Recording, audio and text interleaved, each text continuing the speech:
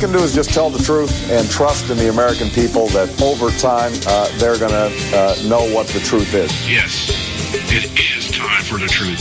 Right here, right now. This is the Conservative Syndicate. Real conservative talk from real conservatives. With your host, John Matthews. The latter-day prophet. Baying against the hypocrisies of our time. And Joe Hakos. You want answers. I want the truth. You can't handle the truth. The Conservative Syndicate is comprised of some of the most informed pundits and activists available today. Together, we seek to tear down the imaginary wall, a separation between church and state through education, information, and engagement on the religion of politics and the politics of religion. And now, your host on the globally syndicated Conservative Syndicate, John Matthews and Joe Hakos. Hey, and how we doing out there all across this great land and around the world? It's time for the Conservative Syndicate. You're listening to us now live, right now coming to you coast to coast, nationally acclaimed, globally syndicated. The Conservative Syndicate, the show that seeks to tear down the imaginary wall of separation between church and state. And we're glad to have you with us today. A lot going on out there, a lot of comic relief out there in cyberspace right now. And we're going to talk a little bit about that today. I want to bring on my co-host, partner in crime, Joe Hakos from Dry Report. How are you doing tonight, Joe? I'm doing much better, John. Thank you so much. I'm glad everybody's out there listening. We can't do this stuff without you, so great to have you.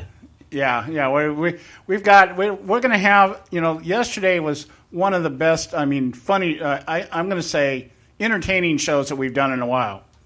And entertaining from my perspective, entertainment I guess is relative, but we had some just some bantering. Just idle, almost gossip, I guess, in some regards. When you talk about what we were talking about in terms of what's going on in the Trump camp and endorsements and things like that. And I think today we're going to play around with it a little bit more. We're going to stand in the crowd looking at the new shiny object out there for a little while today, and just kind of do some speculation on some things. I've got some views on what this endorsement means, could mean, and Joe's got his views. We're not exactly on the same page, but that's what makes the show great. Is that we can express our views. We're speculating also. Don't take anything that we're saying as written in stone or gospel, because right now anything could happen, and that's what's making this whole primary season to me a little less than boring. Is the fact that we really don't know how this is going to turn out.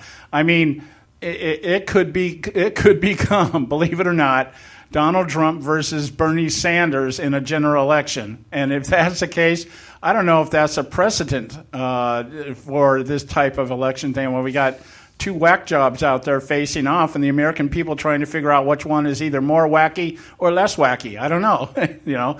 Anything could happen. But we're going to talk about that a little bit tonight. I do want to make one small announcement here.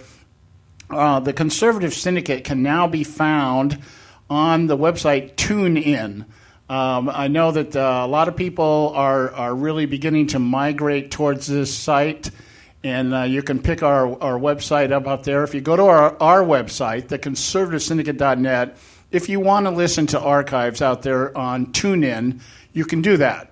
There's a link there. You'll see it. Just click on the TuneIn icon, and it'll take you there. Of course, you can always listen to the archives of our shows right on our website. But, sometimes... people like TuneIn has a mobile app that you could use, and you can put it on your phone. And if you want to listen to our show, you can just tune in that way, Although you can do the same thing on our website. Just some people just have preferences. So we're trying to make it workable for everybody to accommodate you in whichever environment you feel comfortable with in terms of listening to the show. So just go to our website, theconservativesyndicate.net. Click on TuneIn, the TuneIn icon, and it'll take you to the TuneIn website, and you'll see a list of our archives sitting there, and you can pick whatever one you want. You could, like I said, listen to us on our site. You can go to our other sites, the 8 affiliates that we have out there, everything from Spreaker to Red State Radio, Patriot News Network, High Plains Radio, whichever you want. And you can go to our website and find all that stuff there, the Conservative Syndicate. So I just want to let you know. All right. Soon we will have domination of the airwaves. That's right. That's all you'll have is Conservative Syndicate all day, all night. Yes, we're seeking interstellar domination. Yes, we will. We will have. In fact, we are going to broadcast to Mars here soon. Yeah, if there's a federation of planets, we want Vulcan to tune in. We're on the ground floor, baby.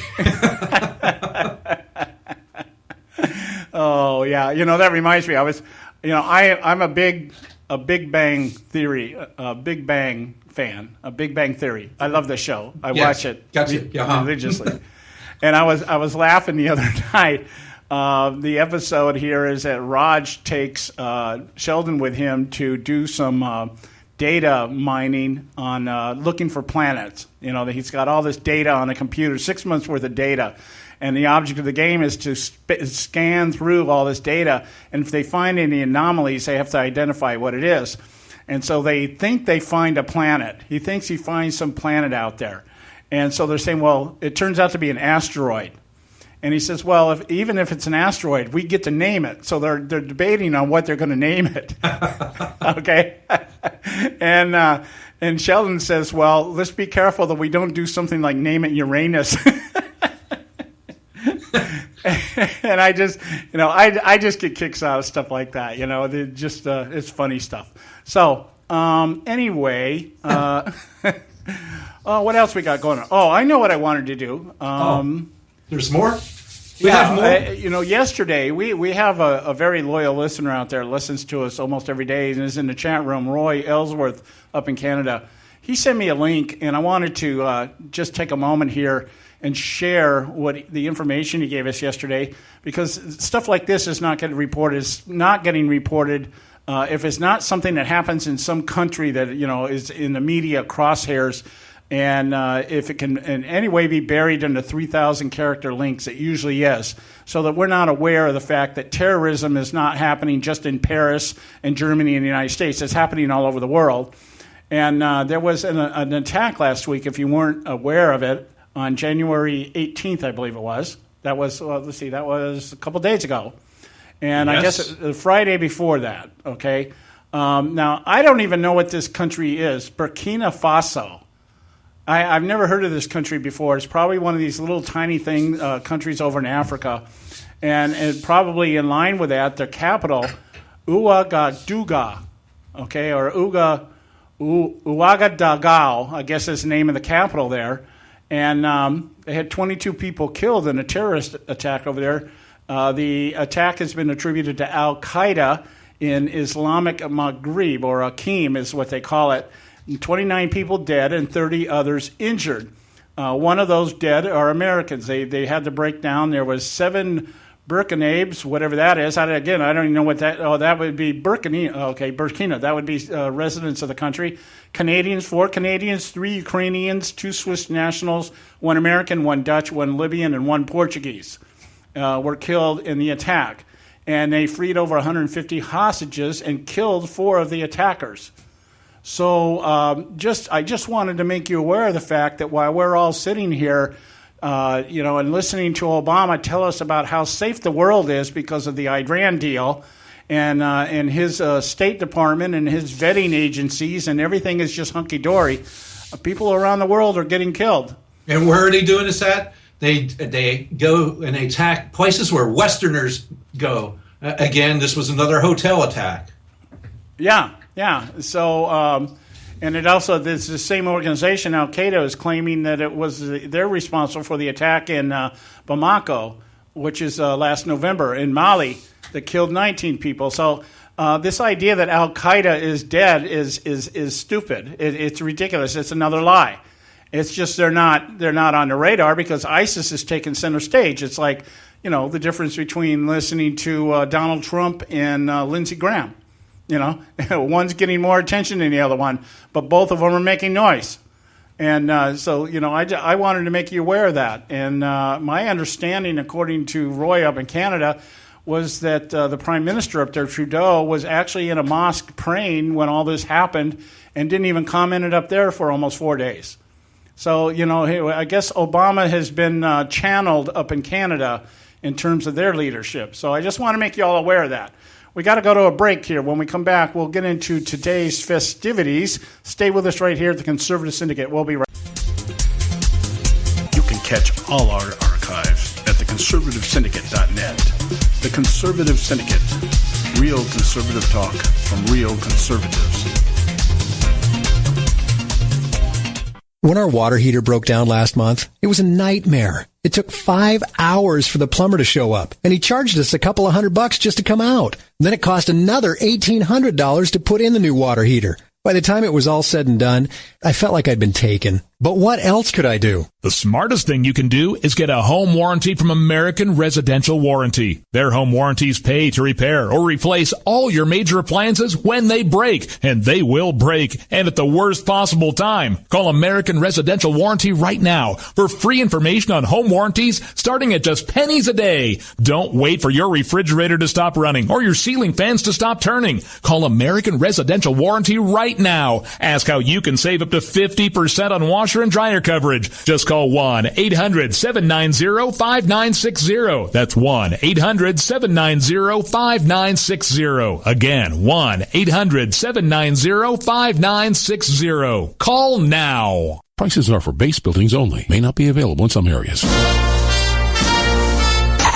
Attention business owners, do you want a stimulus package that really works? Before you spend thousands of dollars more than you should on your next building project, listen to this. General Steel has a stimulus package designed to help you save as much as half the cost of conventional construction on your next building. As much as half. That's right. General Steel can save you thousands of dollars with a pre-engineered steel building designed for your business or church. How about a 50 by 100 foot building for under $30,000? So don't pay thousands more than you should without calling General Steel first and save as much as half the cost and time of conventional construction. With the projected demand for steel in Japan and China, prices may be skyrocketing. 877-927-3360. 877-927-3360. 877-927-3360. Limited time offer, 24-month commitment and credit qualification require cancellation fee, auto pay, and paperless billing and other restrictions apply. If you can't see the difference, why pay the difference? Switch to Dish for the best deal in entertainment.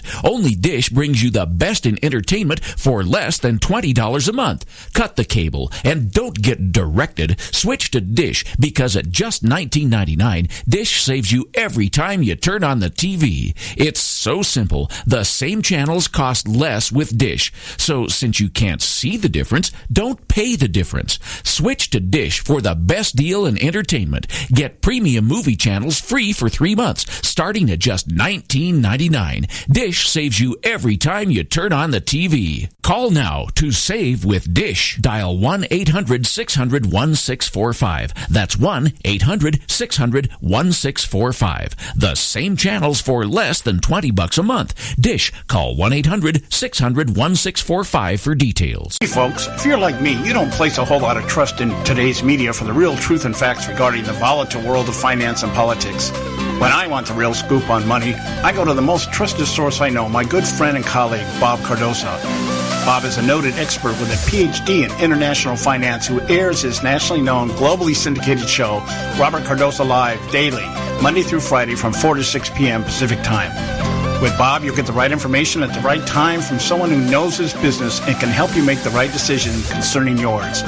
Again, Bob airs daily, Monday through Friday from 4 to 6 p.m. Pacific Time. Visit his website at robertcardosalive.com for information regarding stations and topics.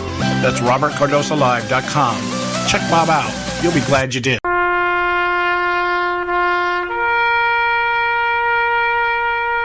Read something recently worth thinking about. It's the soldier, not the campus organizer, who's given us freedom to demonstrate. It's the soldier, not the reporter, who's given us freedom of the press. It's the soldier, not the poet, who's given us freedom of speech. It's the soldier who serves under the flag, who defends the protesters' right to burn the flag. Isn't it time now to demonstrate that we support our troops? Were it not for the brave, there'd be no land of the free. Fred Thompson's message was brought to you by citizensunited.org.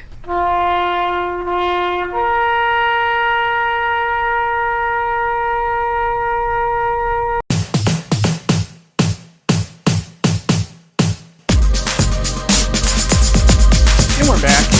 You are listening to the Conservative Syndicate, real conservative talk from real conservatives. We're glad to have you with us tonight and every night, Monday through Friday, 3 to 5 p.m. out here in the West Coast. That would be 6 to 8 out on the East Coast. And we're just glad to have you with us. Check our website out sometime, theconservativesyndicate.net. And you can see where we're at, all of our affiliates out there, what we do, what our panel members are involved in. You know, what everything's there. Everything about our show can be found on our website, theconservativesyndicate.net. All right, let's go. Hey, John, just one thing. Remember, we were just talking about the terror attack over there. That's in Africa. And remember, we've been saying all along here that the Obama-Clinton foreign policy, and I don't include John Kerry because he's an idiot anyway, and I don't know. I think he's just like a wind-up toy anyhow. So anyhow, really, all of Africa is being attacked by these terrorists, all up into Africa, the Middle East. Of course, Iraq. We have Iran sponsoring all this, who just now, as we said yesterday and reported once again, got just a $100 billion windfall so they can go out and sell ice cream on the street corners all throughout the Middle East. Yeah, right. Of course, they have suicide bombs strapped to their chest doing it. So just wanted to bring that out. It's one of these countries we don't hear about, but it's in Africa. It's just south of Mali where the other attack happened. So all throughout this region, we have these terrorists. And what's brought on, where there's just a bunch of guys in pickup trucks and stuff, right? So let's just keep this in mind on who has brought this stuff on us and unfortunately on the rest of the world. Well, you know, I have a very, I consider a very good friend who does a lot of work over in Africa, does missionary work over in Africa. His name is Andy Glover, and he is the founder of an organization called Revival to the Nations. And he started a ministry over there about 18 years ago in Ghana. And he's been doing a lot of tremendous things over here. And he moved up to Libya. He's expanded out in that area. And he was just down here a couple of weeks ago visiting with us. He comes back to the States every now and then, of course, to raise money because you can't raise money in Africa. But he comes over here to the States and raises money. And he goes back and does all the work that he does over there, just really doing a tremendous job over there. And one of the things he always reports to us when we get to our private conversations is the expansion of Islam in that region, in Africa. And he was telling us how they do this. The way the Muslims operate is they go into a village. The first thing they do is they kill all the teachers and the religious leaders. Sounds like the Viet Cong. Yeah, they just go in and kill everybody. And then they, of course, the leaders, the political leaders and stuff, they do not educate the people. They're very oppressed. They don't educate anybody. And you become instantly dependent. Your whole survival becomes dependent on these people who are, telling you what to do. And any given moment could kill you for whatever reason they want to kill you. And he was explaining to us the clash that's going on right now between Christianity and Islam because they're both making advances right now. He said it's really remarkable to watch how the forces are meeting or hitting each other head on right now, and it's fascinating. And Africa is one of those places a lot of people don't really think about the resources that are over there. I mean, just some tremendous resources. And when you think about, I understand they have some oil capabilities over there, but they have other resources that these networks could thrive on. And it's just, so we don't pay attention to it because we don't really see Africa as anything other than safari land or something like that. That's how we view areas like that. But we're talking about a very large demographic, a very large section of the world that has a lot of resources and not a whole lot of, in terms of good government. Yeah, not a lot of stability there. Yeah, so they're real easy to manipulate something like that. And very strategic in their location also. So, these are things we need to kind of keep. I know I talk about this. I have talked about this before, but the situation in the Philippines, the advance of Islam in the Philippines right now is just phenomenal. And they're actually because of their ability to squeeze the government over there, their leaders over there in the Philippine government, very much like Obama administration, they don't want to really make any waves, because when you make waves, you get exposed for what you're doing. And but they have actually been literally given entire cities in hopes of trying to keep down the violence. These insurgents go into these cities and just take them over, and then the government ends up conceding it to them. Just okay, we'll give you this land, thinking, oh, this is okay. They get this and they'll leave us alone. Yeah, they'll stop. Yeah, okay, but they don't stop. Yeah, they just go and find something else, and they've taken control of some of the key islands in between the two big islands, Luzon and Quezon, which are north and south of each other, and there's a whole stretch of islands and a channel in between, and it's very heavily under Islamic control. So strategically, they have something going on over there, and all these things are being done, and all we're hearing about are these freaking refugees from Syria. Yeah, thank you. And it's like, so what? Let's tune into what's going on in the rest of the world. And find out what's happening. If you think Islam is not a threat, if you think it's a religion of peace and it's not a threat, hey, wake up and read outside of your MSNBC. All right, just my 2 cents on that. So anyway, now we talked yesterday about the poll at Reuters that was indicating that the Trump phenomenon, as I refer to it, has had an effect on, I'm going to say, the real disenfranchised voter. Okay, well, I'm going to use a leftist term for this. This is the disenfranchised voter. And what I mean by this are people that have been eligible to vote, but not voted because they didn't feel there was anything worth voting for, or people who have remained away from the polls for 2 or more election cycles. And that there are, this poll is showing that Trump has inspired a lot of this particular demographic to consider coming back to the polls. And Joe brought up the fact that there are numbers out there that point to the fact that there are a lot of Democrats leaving the Democrat Party to come over and register as Republicans to vote for Trump. And on the same note, we have a lot of people in the Republican Party who have left the Republican Party so that they can vote for Trump, or they left at least ideologically, saying, okay, we don't support the establishment. They're Republicans in name only, in the sense of they don't know what else to call themselves, but they're not buying into the rhino narrative. Okay, and then you have people like me that just said, piss on you, I'm out of here. I don't care about voting in a Republican primary. I'll wait for the general election. When the dust clears, okay, we'll see what's going on. And besides, out here in California, it's open primary now, so I can be registered anywhere and I can vote anywhere. So, it's... Do you have to even be a citizen to vote there? Yeah. Well, out here in California, you don't have to be a citizen to do anything. Oh, okay. So, hey. Yeah. So anyway, my point being is that the indicators are that this could bring a number of voters into the voting cycle this time around that previously have not been there or have previously been on the other side of the aisle, whether they be independents, whether they be Democrats becoming Republicans just to vote in this election or whatever the dynamics are. It's that there seems to be a noticeable trend that Trump has stirred something up in a part of the electorate that has not in the past been participating in the election process. So, and that, to me, I find to be a very positive dynamic of the Trump phenomenon. Now, on the other hand, when something like what happened the day before yesterday, Sarah Palin gets up and endorses Trump, and Trump not only takes her endorsement, but gives her time at his podium to promote Sarah, because that's basically what it was, that troubles me, because Sarah Palin has come to represent, in some ways, she has become iconic in identifying what the left labels as the right-wing extremist, the homophobic, haters, bigots, racists, whatever you want to call it, gun-toting, white evangelical Christians that cling to their guns and religion, that kind of thing.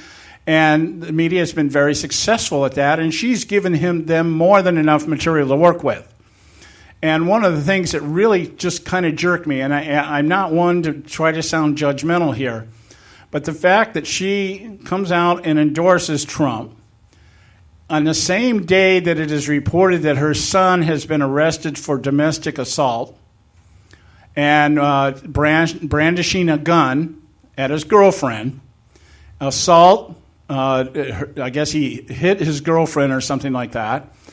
And just 2 weeks ago, we find out that her daughter, Bristol Palin, has given birth to their second child out of wedlock.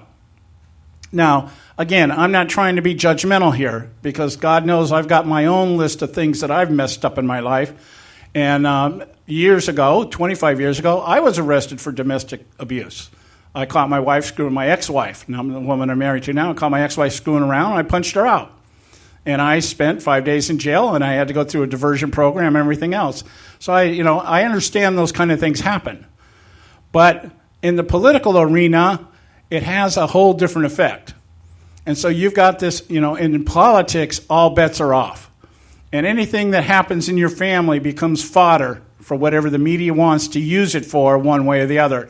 So she comes out and endorses Donald Trump, who already has some image problems when it comes to sexism and stuff like that. Not that he is like that. I don't know if he is or isn't. It's that it's being projected. It's being used. It's being played. Megyn Kelly made sure that became one of the issues that everybody was going to talk about.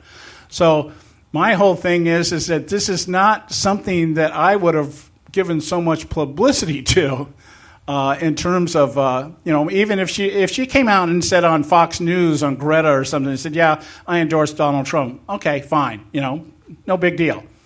But to give her center stage at one of his own rallies, I think, this is not the smartest move this guy has made since he's become a candidate. And I wanted to speculate on how that might affect these voters that we were just talking about.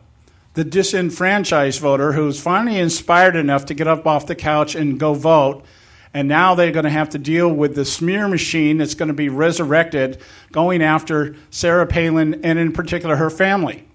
Because the truth is, somebody's out there parading around as an evangelical Christian, and you find out you got a son who, he might have problems. He's a vet. He's served over in the Middle East. He might have some issues.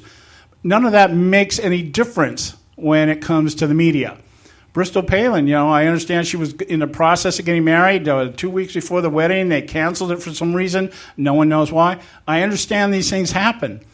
But this has now become leverage that the media can use to discredit Trump in an either further way. And I'm not even saying that bothers me. I'm just saying it is there. It's an element. And so it doesn't seem politically prudent to do what he did a couple days ago. And so I that's just my take on this. I think he may have lost some of those votes or may lose some of those votes as the media machine begins to grind this thing into the ground. And it won't be without its comic relief. I think I was listening to some of the excerpts of Sarah's speech the other night at the Trump rally, and she took the media on pretty head on. Just like, you guys are threatening to do this to me. You're threatening to destroy me. You've been trying to destroy me since 2008. In fact, the Republicans have been trying to destroy me since 2008.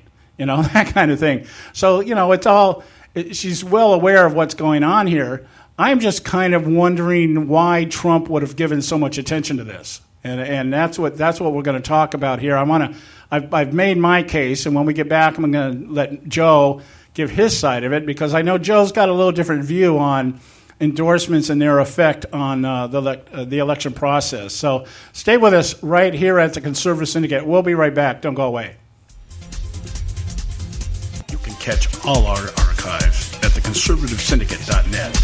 The Conservative Syndicate. Real conservative talk from real conservatives. When our water heater broke down last month, it was a nightmare. It took 5 hours for the plumber to show up, and he charged us a couple of $100 just to come out. And then it cost another $1,800 to put in the new water heater.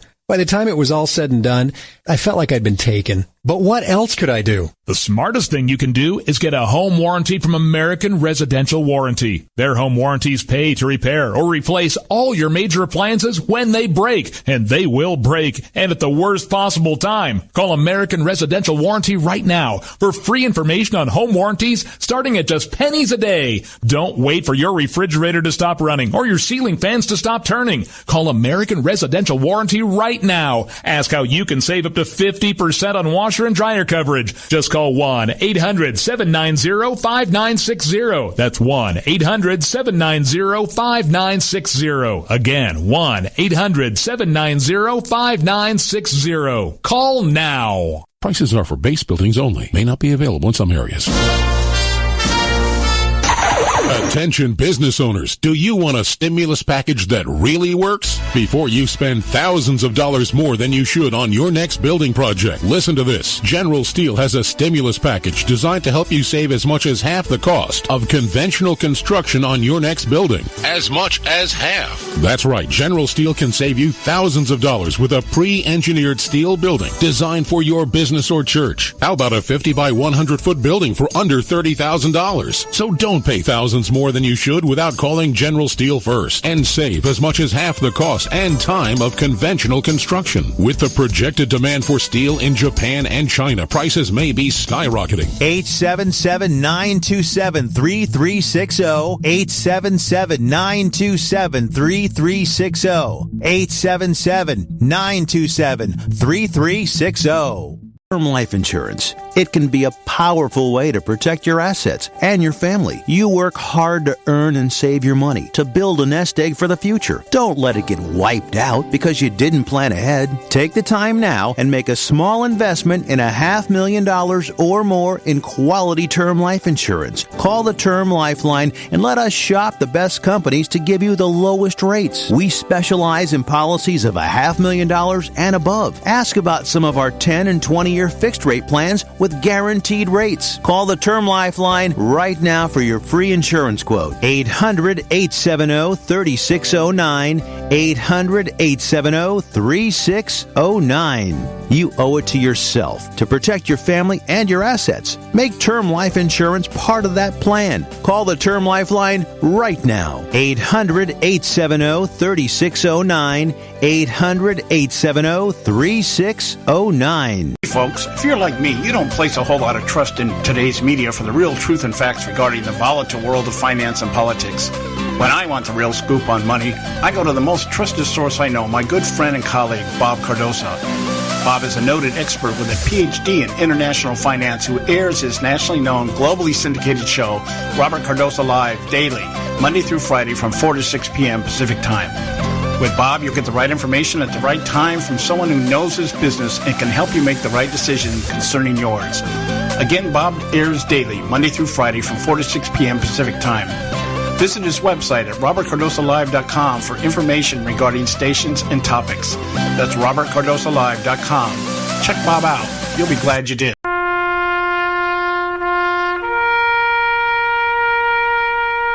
Read something recently worth thinking about.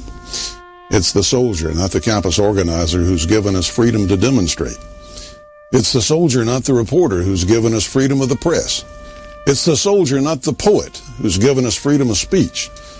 It's the soldier who serves under the flag, who defends the protesters' right to burn the flag. Isn't it time now to demonstrate that we support our troops? Were it not for the brave, there'd be no land of the free. Fred Thompson's message was brought to you by citizensunited.org.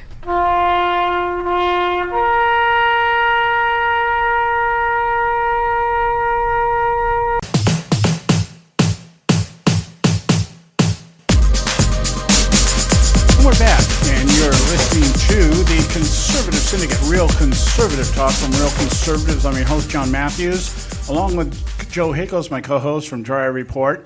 Again, just want to remind you, give you some shameless self-promotion here. We're now, we can now be found on TuneIn. And if you go to our website, theconservativesyndicate.net, and click on the TuneIn icon, should be right up there towards the top of the page. It'll take you to, if you want to listen to our archives there. Of course, we can save you the clicks by just clicking on our archive button and going and listening, or even click on the show at the top of our homepage. We'll either be live, and you can listen to us live right there, or our latest show will be there. So we make it so easy, even a liberal can do it. Well, okay? And we make it so simple, just if you can click on pictures of Kim Kardashian, then you can click on our player. It's that easy. So, of course, you'll be much more rewarded by listening to our show. Kim Kardashian is only momentarily enjoyable. And you know what? I think, I'm just going to say this. I saw, I was looking through articles the other day on the Golden Globes. And, or what was it? There was some, Critics' Choice Awards. One of my favorite actresses, I think her name is Malene Blalock, the one who plays Amy Farrah Fowler on Big Bang Theory. She won Best Supporting Actress. So I was reading about that, and they had on the side a picture of Kim Kardashian. And I'm telling I don't know how this woman got the rear end that she got, but I'm really convinced that it must be plastic. I mean, it's just like somebody shaped this or something. It's like put it in a Jell-O bowl or something. I don't know, but I guess stuff like that appeals to people like Kanye West. Not my cup of tea, but that's another story. All right, let's get back here before I get off. Before I go down the wrong rabbit hole here. This deal with Trump, I was just saying before the break, my take is that not politically, strategically advantageous for Donald Trump to not accept Sarah Palin's endorsement, but to give her so much airtime in the process and to give up his own podium, stand off to the side and actually allow her to give a speech. And I know, Joe, you have a little different take on this, so I'll turn the mic over to you. Yeah, you're saying not politically advantageous. Well, maybe not in the long run, John, but in the short term here, we're at this 12 days before the Iowa caucuses. It's very much strategically in place. If you recall back just a short while ago of 2008 and 2012, the elections here, and how it was said that Republicans need to find a way to get a hold of culture. We must try to tap into the culture now, pop culture. We need to do that. And Donald Trump is a master at media manipulation. And so that's all that was yesterday. I believe it was, if you think it was a coincidence that it was timed out to be just before the Iowa caucuses, no way, man. This is done expressly for that purpose, because Donald Trump wants to get that vote, that Tea Party, evangelical, whatever that Sarah Palin represents. I don't even know what she represents anymore, to be quite honest with you. But that particular vote and that person that likes Sarah Palin, they're going to see that and might bring Donald Trump over the top over Ted Cruz in this election. Because believe it, Donald Trump really wants to win. He wants to win Iowa. He wants to, and it looks like he will win New Hampshire fairly steadily, easily. Things could happen, but according to the way it looks right now, he's got a huge lead. And then he also wants to win South Carolina, and let's not forget Nevada as well.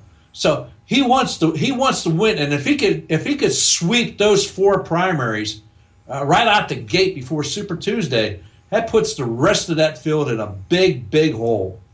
Well, see, that's where I beg the question here. I'm like, what I can't remember that far back, but what was the reception that Sarah Palin got in Iowa? Now we have to acknowledge that not every candidate that wins Iowa ends up winning the election. Absolutely. In fact, they might not even win the next primary, which is New Hampshire. New Hampshire's notorious for going against whatever Iowa does. Yeah, and so I'm wondering how I do not believe, if I'm correct, I mean, correct me if I'm wrong, I do not believe that Sarah Palin has a high favorability rating in a state like Iowa. Well, it's not the entire. He's only shooting after that select group of people that really, if you look at it, Ted Cruz probably has locked up right now. and so he brought the USS Iowa out, and she shot both barrels at everybody. Yeah. Well, I mean, you may be right. The one thing about this, we won't know until Super Tuesday's over what's going on. Well, we won't here. know until about I don't know, 12 days from now, maybe 13 days. The day after. Yeah. Now you look at the other side of this, New Hampshire. Okay, if Trump is leading in New Hampshire, but Bernie Sanders is like a 30-point lead over Clinton in New Hampshire. So what does that tell you? That tells you Clinton's in trouble. Well, it tells you that New Hampshire. Thank God it's a small state. There's some bipolar people living up there. It's like when you got Bernie Sanders and Donald Trump at the top of the heap. Well, we got it like this: Kasich's in second in a lot of polls in New Hampshire. Well, I mean, anything could happen there. Yes, absolutely. I could see Sarah Palin being a big hit in like South Carolina. She's got a real following down south. I just don't see her as being somebody that would punch numbers up for Donald in places like Iowa and New Hampshire. Well, we'll have to see because, truly, Ted Cruz really, he's put a lot of his effort into winning Iowa. He's put a lot of effort, much more effort than Donald Trump has. So Trump's going to try to steal it away with this shiny object that he pulled out of his pocket and say, "Hey, everybody, look over here! Look what I found!" And do it that way. Well, who knows? It might work, but then again, it might not work. And if it doesn't work, then the Donald will have seen his first taste of defeat in this primary season. Yeah, and that I do not believe that will set well with him either. No, and I don't believe he's going to go quietly into that dark night. I believe he will come out and be even more volatile than he has been, which will show him for what I think a lot of people truly believe he is already. But we'll have to wait and see. Yeah. Well, the other aspect of this I think is worth noting, just in terms of how things happen, just the cycle itself. And we saw this in the last election, and we saw it we've seen in every election since 2008 when Sarah Palin first surfaced. 2012 election, what was it? Sarah Palin is a VP. It's like, she's got her own fan club out there. The first thing out of their mouth is VP. Yeah, Sarah Palin, VP. And that's being floated out there again, and it's already hit the ears of Trump. Trump comes out and says, well, I don't think she wants to be VP, but I sure would like to have her in my cabinet somewhere. And so I'm thinking, I just roll this over my head. Where would I want somebody like Sarah Palin? I tell you what I'd want. I'd want her as my press secretary. I think putting Sarah Palin out there to replace Josh Earnest. Okay? Can you imagine what the daily briefings would be? With Sarah Palin conducting the press conferences every single day. What, is she going to come out and be like Vanna White and start turning vows? I don't know. A fire-breathing dragon for all I know. But it would be, I'm telling you, she would, I think, be very capable of reflecting Trump's attitude. Yes, I believe so. We're starting to make a mockery of this, and that's what's really sad. Oh yeah, but the daily press conferences are a mockery, anyways. Oh yeah, well they've brought that upon themselves. Can you imagine somebody like Andrea Mitchell in a daily press briefing asking Sarah Palin something? It's funny you say Andrea Mitchell here. Hold on, let me see. I pulled something up here. Yes, Andrea Mitchell. Andrea Mitchell at Brian Fallon says Clinton's emails weren't classified when sent or received. Accuses Intel IG of working with GOP to leak selectively. Andrea Mitchell reports. Yeah, that's a tweet she sent out about Hillary Clinton's emails. Well, it might give a whole new meaning to the word catfight. Oh, gee, Andrea Mitchell. Come on. Isn't she mummified anyway? I'm sorry? Isn't she mummified anyway? Oh, I don't know. Is she actually alive? I'm just envisioning. I would love it. I would love to see Sarah Palin conducting daily press briefings for the media. I don't know. Maybe she could. Be Health and Human Services Secretary or something. Maybe maybe she could actually close the Department of Energy. Maybe that would be a good thing. Well, yeah, she could actually sit over the Department of Energy's closure. That would be just a dream come true. Well, I think what we'd see in the press room would be a whole new influx of new reporters, because I don't think anybody but Jake Tapper would want to show up. Jeez. Maybe maybe Tina Fey would come in so she can get some material for Saturday night. Maybe Jonathan Carl and Jake Tapper would stick around, but I bet you a lot of those other reporters would say, you know what, I don't know, send the rookies. Yeah, just send us a tweet. Send the mail guy. Send the guy working down the mail row. That sounds good. Maybe we can stop having these stupid briefings.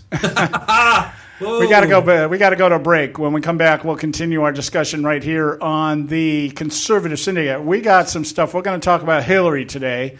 You know, she's been getting stuck on the back burner a lot because of some of the other stuff, but there's too much going on now. We cannot avoid this anymore. We have to talk about what's going on with Clinton. We'll be right back. Stay with us right here at the Conservative Syndicate. You can catch all our archives at theconservativesyndicate.net. The Conservative Syndicate. Real conservative talk from real conservatives.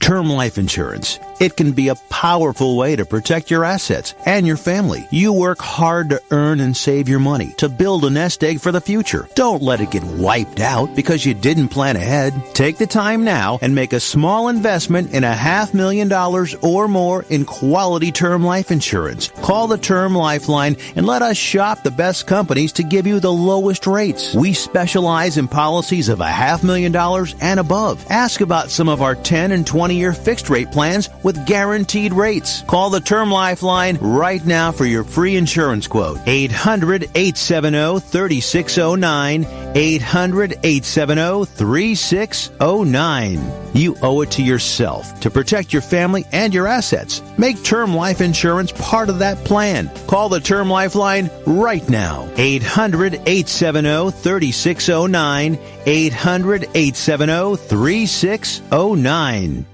Hey folks, if you're like me, you don't place a whole lot of trust in today's media for the real truth and facts regarding the volatile world of finance and politics. When I want the real scoop on money, I go to the most trusted source I know, my good friend and colleague, Bob Cardoso.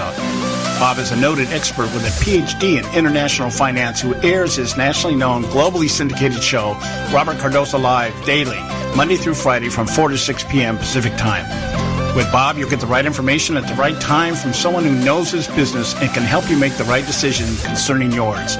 Again, Bob airs daily, Monday through Friday from 4 to 6 p.m. Pacific Time. Visit his website at robertcardosolive.com for information regarding stations and topics. That's robertcardosolive.com. Check Bob out. You'll be glad you did.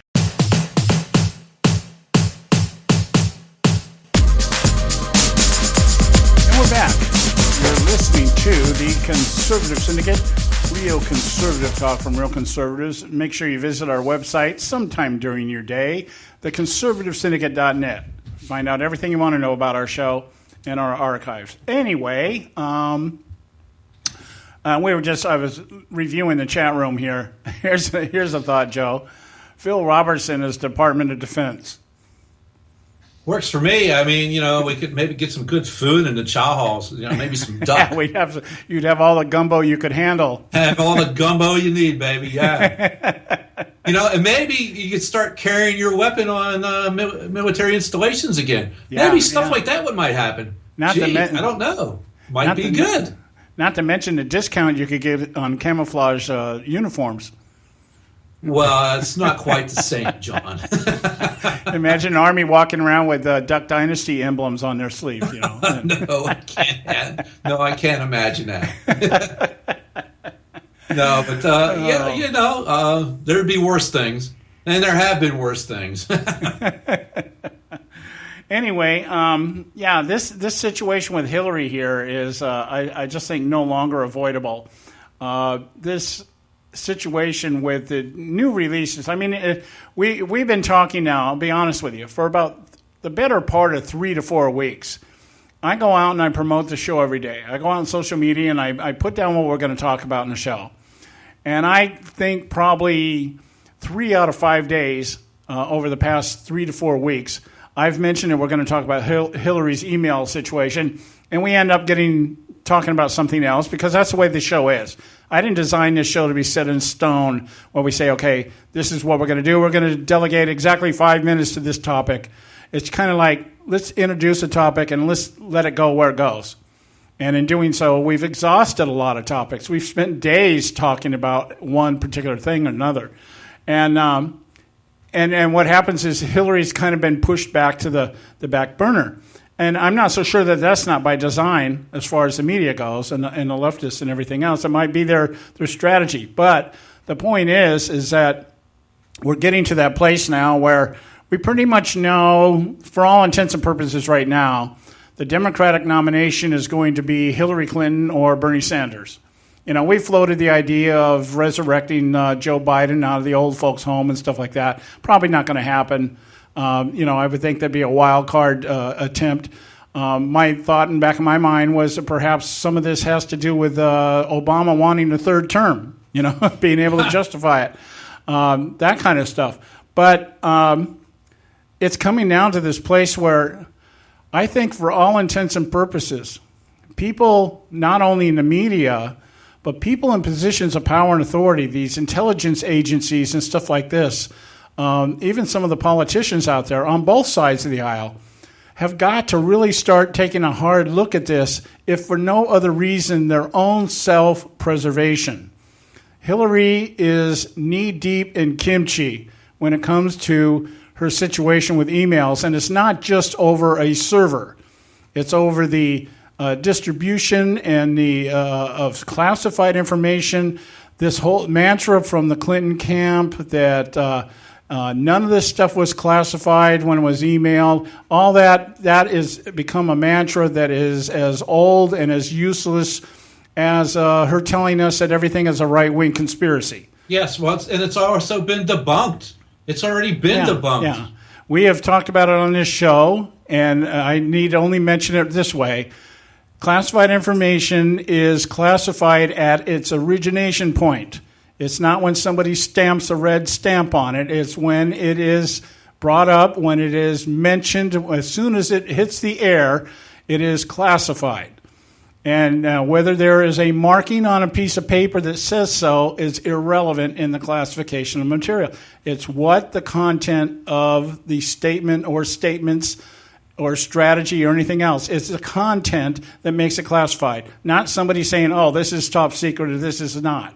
And the point, and the other thing here, John, it's not that this is like, oh, this is all partisan.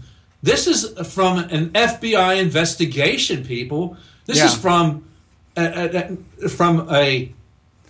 criminal investigation from the Federal Bureau of Investigation, the FBI. This is not Republicans. This is not Democrats. This ain't the Russians.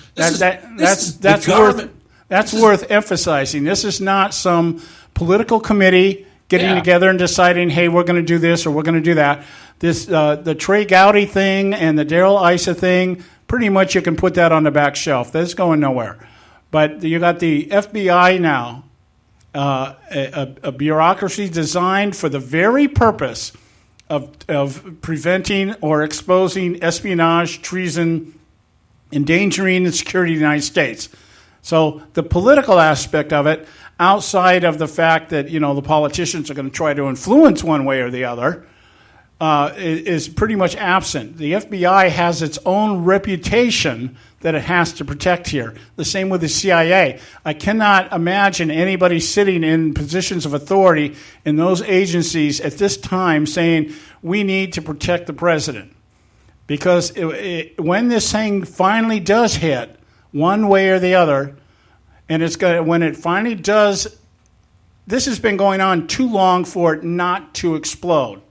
This has been going on too long for it not to lead to a place that people like Hillary Clinton are not going to be happy what the results are. Oh, well, I mean, it's just right now it's already shown that there's a double standard when it comes to how justice is done in this country. Because if anybody else in this country would have done this, they'd already be indicted and they'd already probably be imprisoned already. Yeah, and the only thing that's happening at this point is the Obama administration, through the Attorney General, is throwing up speed bumps. But well, yeah. I mean, look, the State Department still has not released all the emails from her server. They're dripping these things out here, and they still have more to come. This is, and every time they do, we find even more egregious sins, basically, from Hillary Clinton breaking the law, for crying out loud. Let's just put it what it is. She's breaking the law. Right. She's doing this, and each time they do, they find another one, and not just another one, like 1,300 of them. Yeah, 13. I believe the last count was, I had the numbers up here in front of me today. 1,340 emails have been designated classified. Sorry, I was off by 40. And found on Clinton's server. Okay? Now, yeah. Okay, now, even if this is outside the State Department, even if, as the State Department claims, she was using this thing without their knowledge, and let's just give them that. Let's keep it real simple here. The State Department didn't know about this. Okay, let's say they're telling us the truth, which I don't believe, but let's say they are. Okay, 1,340 emails showed up on her server. Period. Yeah. So, what would you call that? Would that be negligence? Yeah. Well, it's obviously on somebody's part, right? Yeah. Yeah. No, that's a crime to negligently handle classified material. It's a crime. It's a felony. Yeah, it is. It is. It says completed. Everybody makes a big deal about Obama's executive orders. The left and the media try to claim, well, Obama has decreed through executive order. Well, he's the one that issued the executive order 13-526, called the Classified National Security Information, signed it in 2009. Sets out the legal framework for establishing special access programs. These are the emails that everybody's ranting and raving about now. These things are above top secret. Yes. Okay? Now, Obama set the parameters for this. He's the one that said through executive order, this is the way this is going to be handled. And she ignored that. Oh, not only did she ignore that, John, I want people to remember she also deleted 34,000 emails from that server. Right. Okay, so, oh my goodness, we found these ones here. Yeah, so now she's deleted 34,000 other ones. Now what we're finding out is that the intelligence community inspector, they're holding an IG audit, and I don't know how thorough their IG audits are. I was in the Department of Defense, and I went through an IG audit when I was at the Naval Station. I worked for the comptroller. I was an auditor. And I participated in an IG audit. And I can tell you, they're pretty deep. I mean, they take everything apart. And unfortunately, when you're dealing with... Especially when they find one little thing, they keep on digging. Well, I mean, our stuff, I went through this IG audit. I'll give you this story here. It'll take a little minute. We'll get this when we get back here. The new captain was coming in, the CO was coming in to take over the base.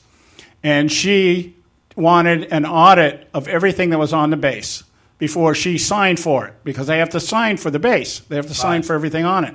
And she said, I'm not signing anything until I know what's there. So she conducted an IG audit, came in and said, I want everything audited in this base. I want to know what there is, what's going on. And I remember climbing up into attics and finding stuff that was probably up there since World War II. And having to pull this stuff down and try to find serial numbers on it.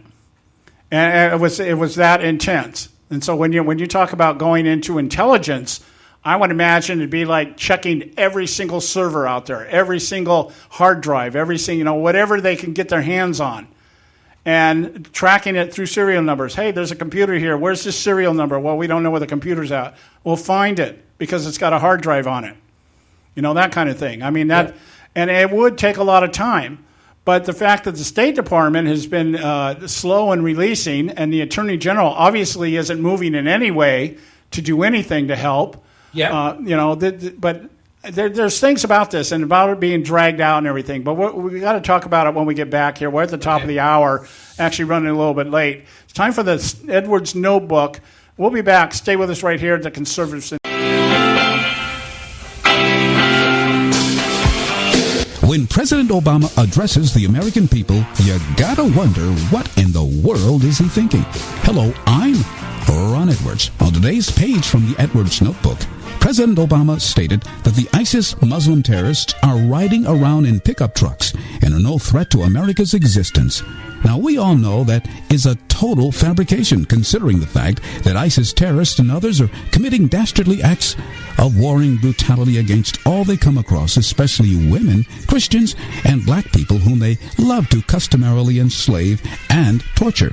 It is also common knowledge that ISIS terrorists are in America wandering around looking to and fro, seeking to kill, steal from, and destroy. Also, when Obama says that the economy is doing well with plenty of jobs, doesn't he realize that all we have to do is talk to business owners who have had to cut back their staffs because of the gruesome impacts of Obamacare, and that America's standard of living is now lower than any time since the Korean War? I will tell you this, he probably thinks Americans are not too bright.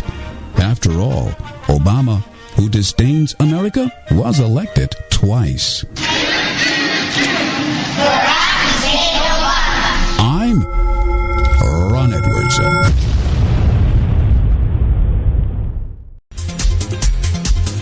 You can catch all our archives at theconservativesyndicate.net. The Conservative Syndicate. Real conservative talk from real conservatives. Limited time offer, 24-month commitment and credit qualification require. Cancellation fee, auto pay, and paperless billing and other restrictions apply. If you can't see the difference, why pay the difference? Switch to Dish for the best deal in entertainment. Only Dish brings you the best in entertainment for less than $20 a month. Cut the cable and don't get directed. Switch to Dish because at just $19.99, Dish saves you every time you turn on the TV. It's so simple. The same channels cost less with Dish. So since you can't see the difference, don't pay the difference. Switch to Dish for the best deal in entertainment. Get premium movie channels free for 3 months, starting at just $19.99. Dish saves you every time you turn on the TV. Call now to save with Dish. Dial 1-800-600-1645. That's 1-800-600-1645. The same channels for less than $20 a month. Dish. Call 1-800-600-1645 for details. Attention taxpayers! If you've received a notice from the IRS or state, do not ignore it. It's also a big mistake to try and handle your tax problem on your own. If you owe back taxes, it's a fact that the government has the power to take everything you own, including your home, business, wages, savings, and your freedom. But here's the good news. There's a special toll-free tax hotline set up especially for you. This tax hotline will tell you about new programs that are geared to help you dramatically settle, reduce, or eliminate what you owe. But you have to call now. Take down this number or put it in your cell phone. But call 866-761-0959. 1-866-761-0959. When you call, you get free information on how you can reduce or eliminate back taxes, including penalties and interest. You can also be helped if you have unfiled returns, a tax lien, wage garnishment, bank levy, or if you've been entered into a payment plan but can't make the payments. Don't make the big mistake in thinking you can ignore or handle your tax problem on your own. You can stop the collection process immediately. Call this special tax hotline today for free info at 1-866-761-0959. That's 1-866-761-0959. 1-866-761-0959. Hey, all you can do is just tell the truth and trust in the American people that over time they're going to know what the truth is. Yes, it is time for the truth. Right here, right now. This is the Conservative Syndicate. Real conservative talk from real conservatives. With your host, John Matthews. The latter-day prophet. Baying against the hypocrisies of our time. And Joe Hakos. You want answers. I want the truth. You can't handle the truth. The Conservative Syndicate is comprised of some of the most informed pundits and activists available today. Together, we seek to tear down the imaginary wall, a separation between church and state through education, information, and engagement on the religion of politics and the politics of religion. And now, your host on the globally syndicated Conservative Syndicate, John Matthews and Joe Hakos.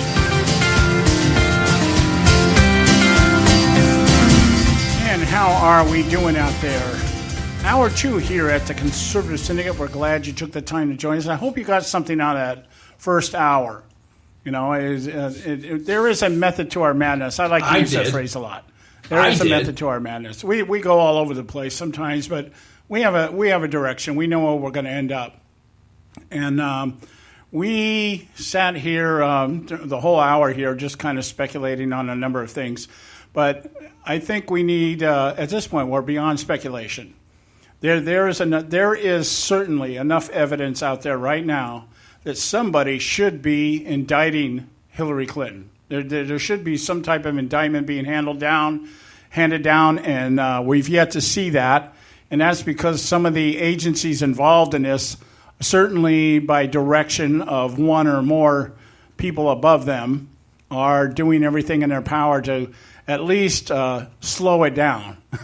So, having said that, how do you want to approach this? The latest. I mean, it's been like in the last 3-4 weeks. It's just been a continuing list of violations. Well, yeah, there's going to be more of this coming out. I would just like to say, hey, I'm pretty psyched about having us available on TuneIn Radio, the TuneIn app, because man, you can just download that, put that on your phone or on your tablet, and you can just take that. You can take us wherever you're going, man. That's pretty awesome. I like that idea. Yeah. Well, what I was, I'm looking at. Let me. I guess the best thing to do is get my notes back up in front of me. Let's work backwards. Let's take the latest revelation here, and we'll work backwards from that. Okay, sure. Okay. Today, Catherine Hedridge and Pamela Brown published from Fox News. Inspector General, Clinton emails had intel from the most sensitive classified programs. Hillary Clinton's emails on her unsecured homebrew server contained intelligence from the U.S. government's most secretive and highly classified programs, according to an unclassified letter from a top inspector general to senior lawmakers. So this General Charles McCulloch III issued a letter to senior lawmakers on January 14th, and he laid out findings of a recent comprehensive review by intelligence agencies that identified several dozen additional classified emails, including specific intelligence known as Special Access Programs, SAP. Yes, and those are very, very sensitive because those will get people killed.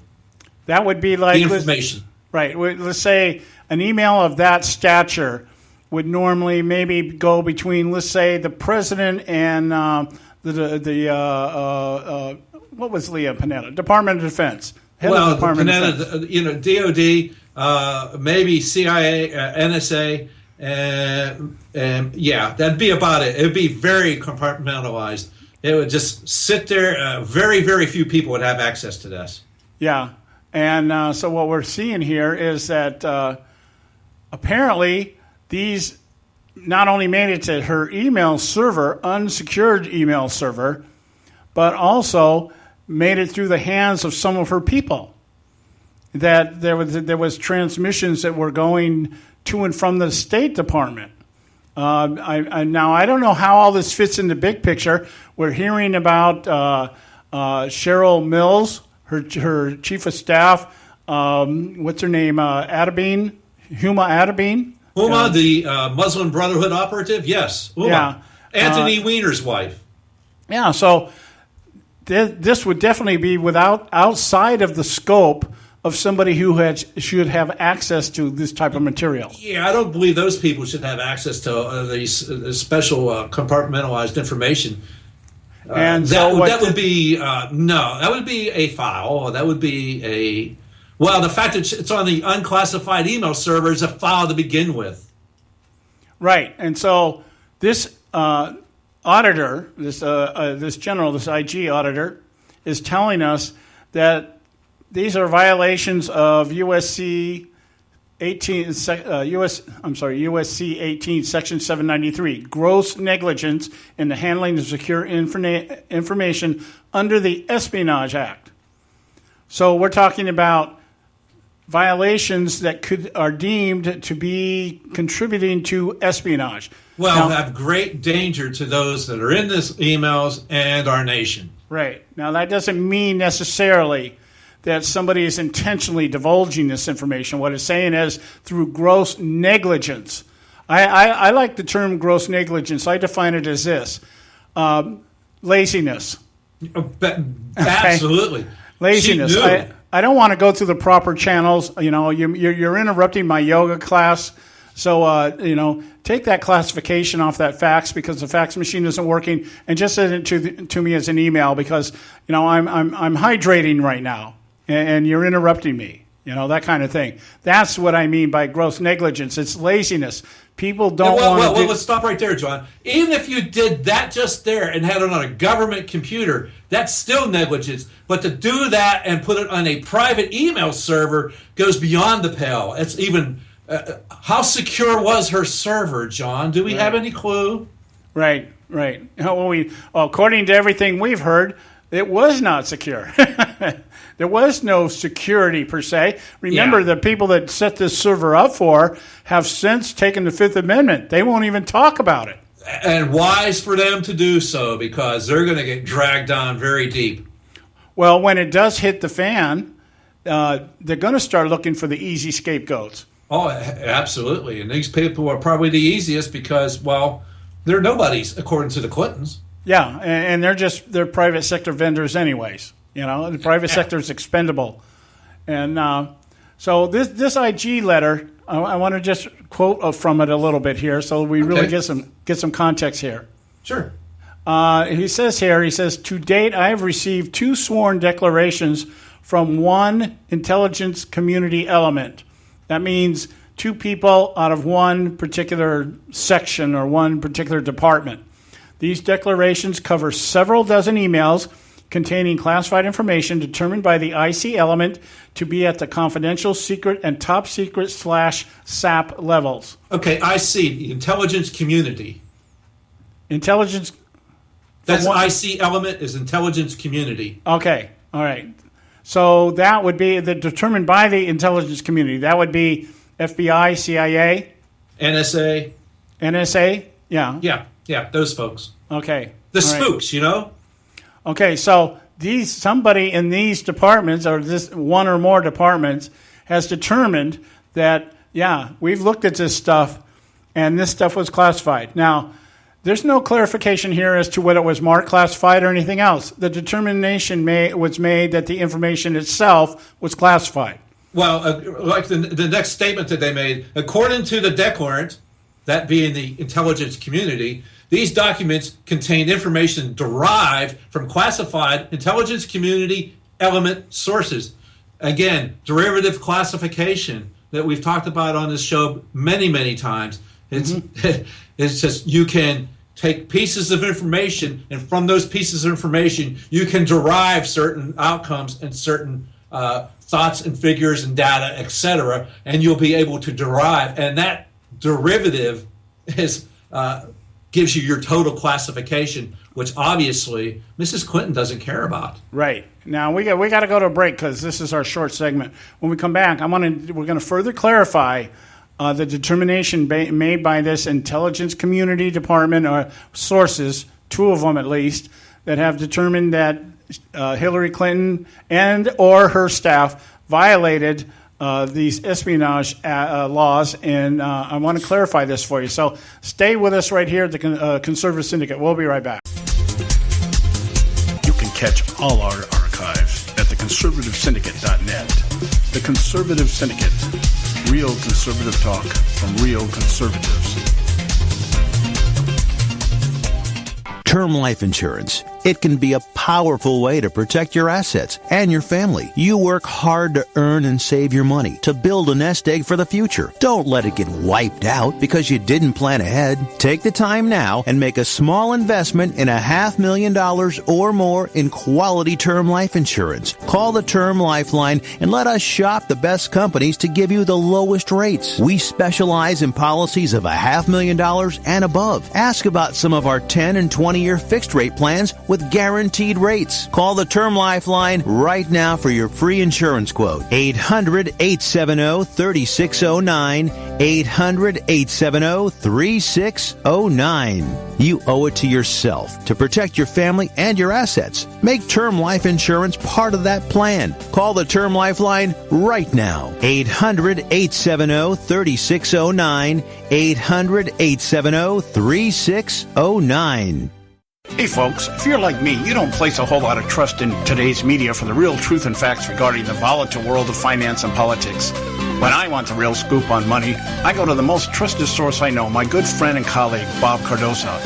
Bob is a noted expert with a PhD in international finance who airs his nationally known, globally syndicated show, Robert Cardoso Live, daily, Monday through Friday from 4 to 6 p.m. Pacific Time. With Bob, you'll get the right information at the right time from someone who knows his business and can help you make the right decision concerning yours. Again, Bob airs daily, Monday through Friday from 4 to 6 p.m. Pacific Time. Visit his website at robertcardosolive.com for information regarding stations and topics. That's robertcardosolive.com. Check Bob out. You'll be glad you did.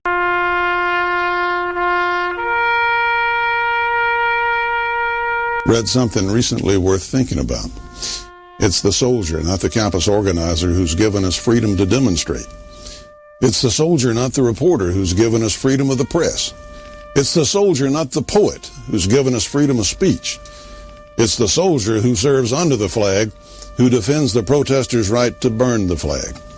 Isn't it time now to demonstrate that we support our troops? Were it not for the brave, there'd be no land of the free. Fred Thompson's message was brought to you by citizensunited.org.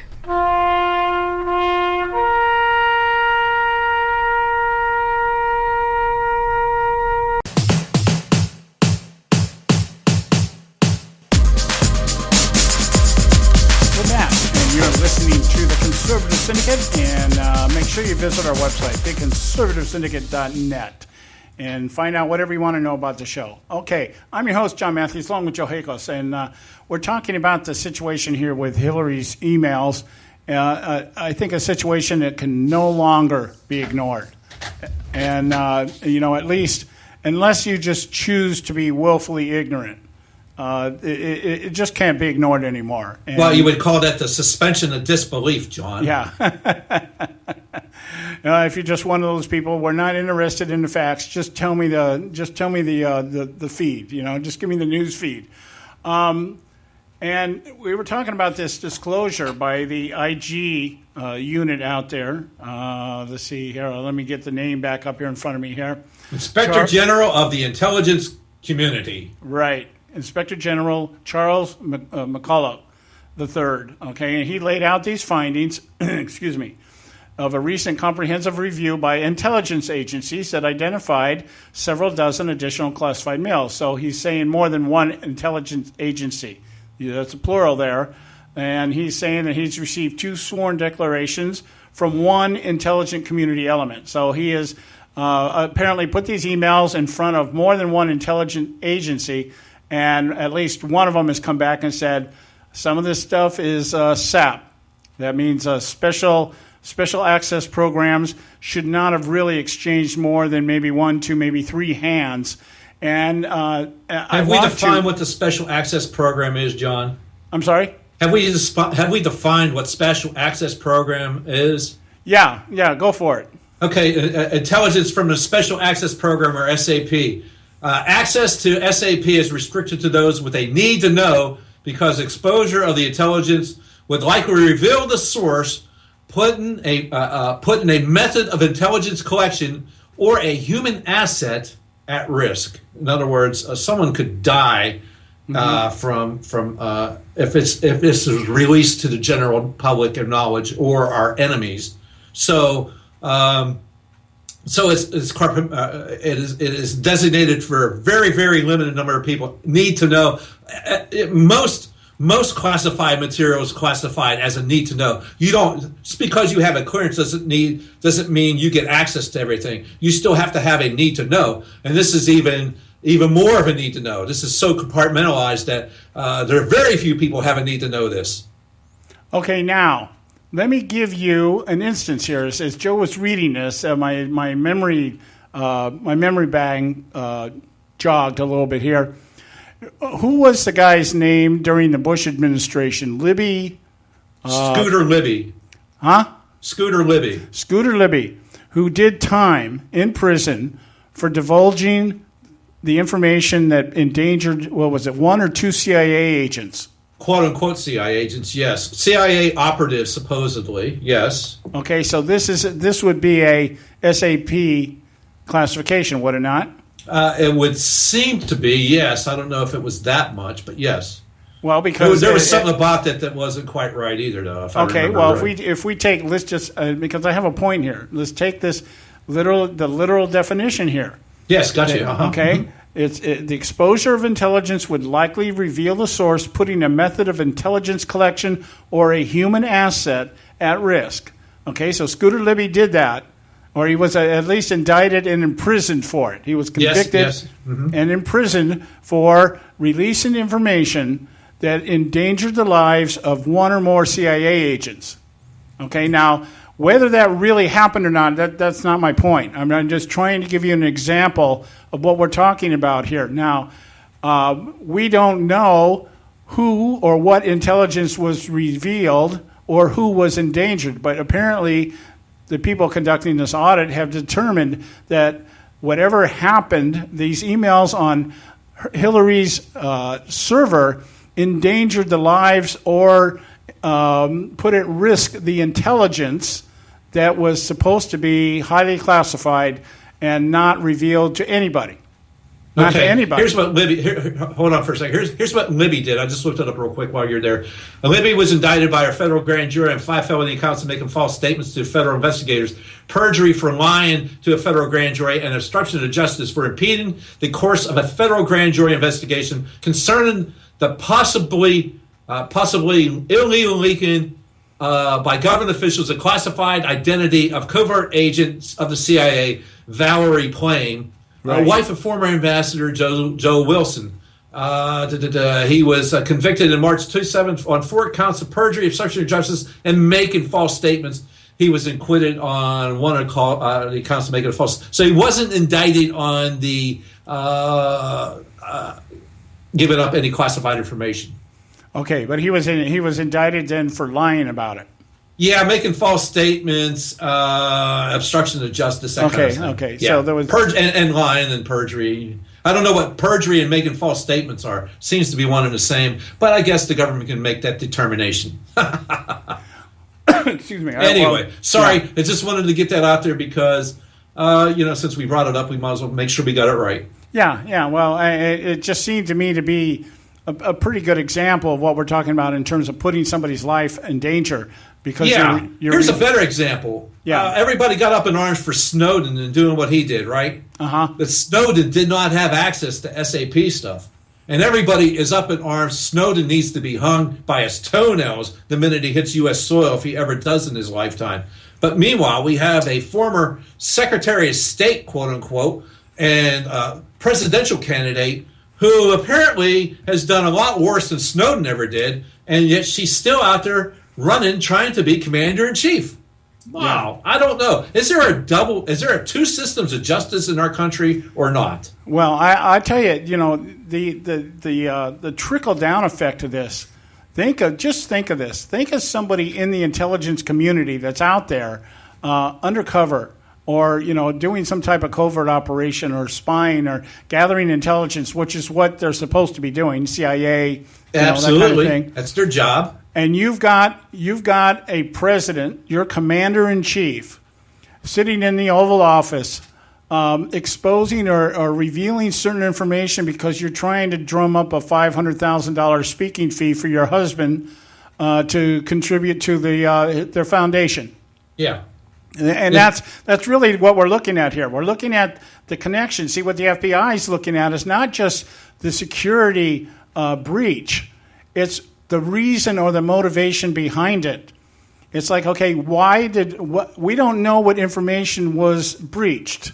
They're not going to tell us that because it's no, they shouldn't tell us that. In fact, they're almost telling us too much right now. Yeah, they're telling us now that it's been exposed that, that in and of itself is a major revelation. They're not going to tell us who it involved or what agency it involved or what intelligence was involved. But what we do know, and what the FBI is now expanding their investigation in, is political corruption. So we're talking about the possibility that people were endangered in the process of Hillary using her influence as Secretary of State to make money. Well, now, what I find unconscionable is Clinton and her mouthpiece in the campaigns go, this is the same interagency dispute that's been playing out for months. It does not change the fact that these emails were not classified at the time they were sent or received. Come on. We've been ad nauseum. That does not hold water. That argument is fallacious at best. It does not matter. What do you mean that at the time they were sent or received? The minute that the information is put out and the information is classified, it's classified. If she makes it up, and in fact, if she's talking about whatever subject it is on the email, that becomes classified the instant that it's breathed life into. Because of the fact of just the subject matter. It is the origination of the information that makes it classified. Absolutely. And to say that, and then, and according to the IG report, there's absolutely no way that one could not recognize SAP material. Right. It is the most sensitive of the sensitive. Yeah. I like that. They said in their statement, as Joe just said, there's no way that one could not recognize this. There's no way that any of this information would have been disseminated without knowing that you're disseminating SAP material. And so all the other arguments become irrelevant. Or they're irrelevant to begin with because it is the origination of the information that classifies it. Once it is known, it is classified.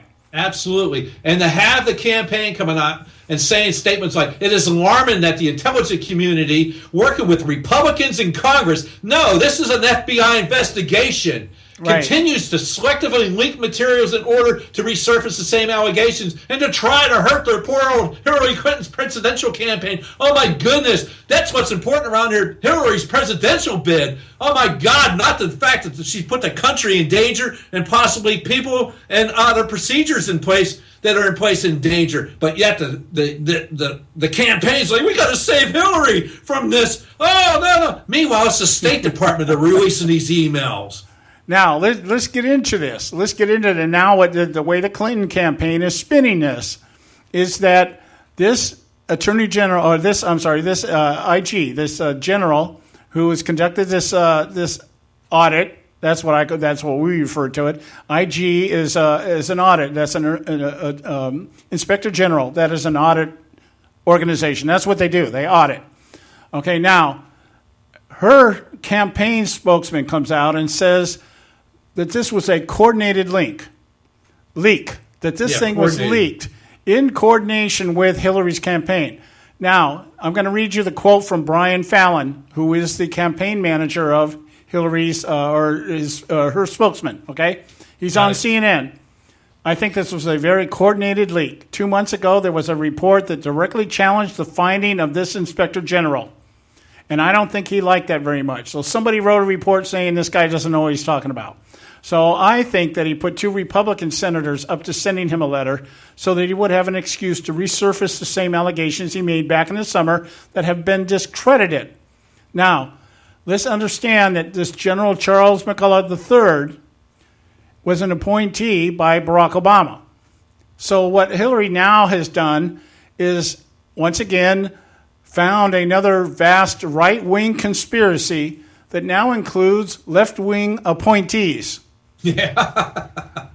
Okay, now let's put this in context. Okay, Barack Obama didn't choose this general because he was a radical right-wing extremist. He chose him because this was somebody who would carry out his policies and would protect him and would do what he was told to do under the auspice of being bipartisan and objective. Okay, because we already know this. You look at some of these organizations, a State Department, right one, right at the top of the list right now. This is no longer an objective organization. This isn't somebody that just is supposed to do their job in protecting national security. This is somebody who acts in accordance to what the president tells them to do. The CBO, the Congressional Budget Office, nobody's going to convince me this is a nonpartisan, objective organization anymore. These people put out numbers, and they change their numbers with the wave of the media response. Obamacare is going to be a failure. They turn out numbers. No, it's going to be a success. It starts, then it's going to be a failure. No, it's going to be a success. No, and people completely forgetting that the CBO bases their reports on information given to them by the administration. Yes. Okay, so don't tell me that they're being objective about anything. They're reporting what they're being told to report.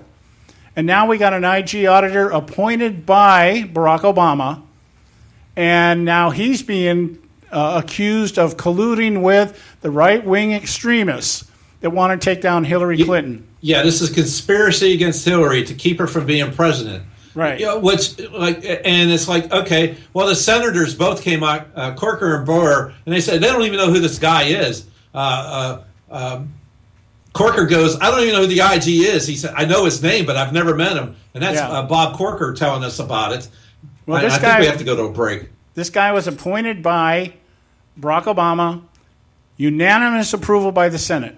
Unanimous.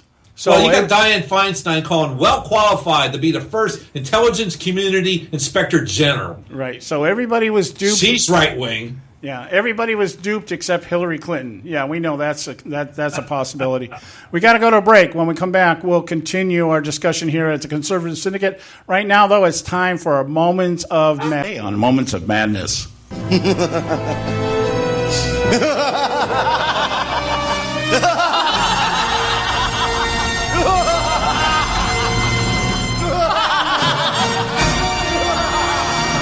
An article posted at Bloomberg by Jonathan Bernstein entitled "The Trump Effect Begins to Hit Congress" illustrates very well that what is at stake in the upcoming 2016 general election is not about the GOP's concern about who they will oppose in the Oval Office, but whether or not they have a majority that allows them to protect their individual posts. Bernstein very accurately points out that whether or not Trump magically transforms into the hybrid conservative moderate formerly known as a rhino, the GOP still stands to lose in those demographics they are working so hard to win over through their continual compromise with Obama's agenda to fundamentally transform the United States of America due to Trump's unwillingness to tone his rhetoric and instead fall in line behind the bonerized yes men that rule today's establishment. But that's not all. While the GOP tries their best to convey, all they need to return America to the GOP platform they themselves have dismantled plank by plank is control of the executive branch. It is quite obvious, even if a real conservative like Ted Cruz, himself a member of their most sought-after demographic, should be the last candidate standing, they fear losing the stability that defines the establishment they have worked decades to create in the House and Senate. Here's the madness. The bottom line is, it is not the future of America that is at stake. It's their jobs. The likes of Donald Trump or Ted Cruz in the White House threaten those jobs. Winning to today's GOP elite is more about the individual security that comes from holding a position that equates intelligence and skill with esteem and pay while exhibiting no qualifications for the job whatsoever. We know this because the current list of establishment elites seeking the White House remain at the bottom of the pond with popularity numbers between 0 and 3%. Yet they are still the ones the media flock to and the left exhorts when upper-tier candidates like Trump or Cruz comment on the weather in hope of rising from the bottom to the top of the cesspool they thrive in. When the best you can do is whine about today's political landscape while at the same time lamenting that which once was, who cares what John Kasich thinks about legislative reform? When the best you can refer to is a past that fades like a Clinton scandal, who cares if Jeb Bush tells you he can fix what he and his family helped break? When you do not even have a number that registers on the scale, who cares what Lindsey Graham believes is good foreign policy? In fact, who cares what Graham thinks about anything except maybe his choice of wine? It remains to be seen whether or not the GOP knocks over the chessboard by forcing a brokered convention next year in hope of getting their choice on the ballot, because they know they are about to lose to the new kid in the class. But one thing is certain. Regardless of how the rules are changed, everyone knows who the brats are, and everyone knows class is about to be dismissed. maybe, just maybe then, these elites can take the position they are most qualified for, janitor sweeping the floors of the halls of Congress. This is John Matthews for Moments of Madness.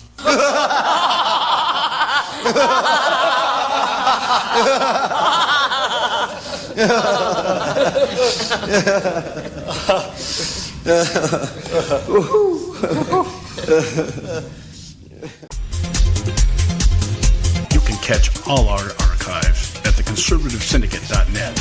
The Conservative Syndicate. Real conservative talk from real conservatives. Term life insurance. It can be a powerful way to protect your assets and your family. You work hard to earn and save your money to build a nest egg for the future. Don't let it get wiped out because you didn't plan ahead. Take the time now and make a small investment in $500,000 or more in quality term life insurance. Call the Term Lifeline and let us shop the best companies to give you the lowest rates. We specialize in policies of $500,000 and above. Ask about some of our 10 and 20-year fixed rate plans with guaranteed rates. Call the Term Lifeline right now for your free insurance quote. 800-870-3609. 800-870-3609. You owe it to yourself to protect your family and your assets. Make term life insurance part of that plan. Call the Term Lifeline right now. 800-870-3609. 800-870-3609. Hey folks, if you're like me, you don't place a whole lot of trust in today's media for the real truth and facts regarding the volatile world of finance and politics. When I want the real scoop on money, I go to the most trusted source I know, my good friend and colleague, Bob Cardoso. Bob is a noted expert with a PhD in international finance who airs his nationally known, globally syndicated show, Robert Cardoso Live, daily, Monday through Friday from 4 to 6 p.m. Pacific Time.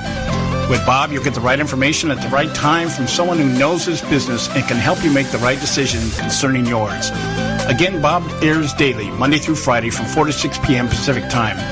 Visit his website at robertcardosolive.com for information regarding stations and topics. That's robertcardosolive.com. Check Bob out. You'll be glad you did.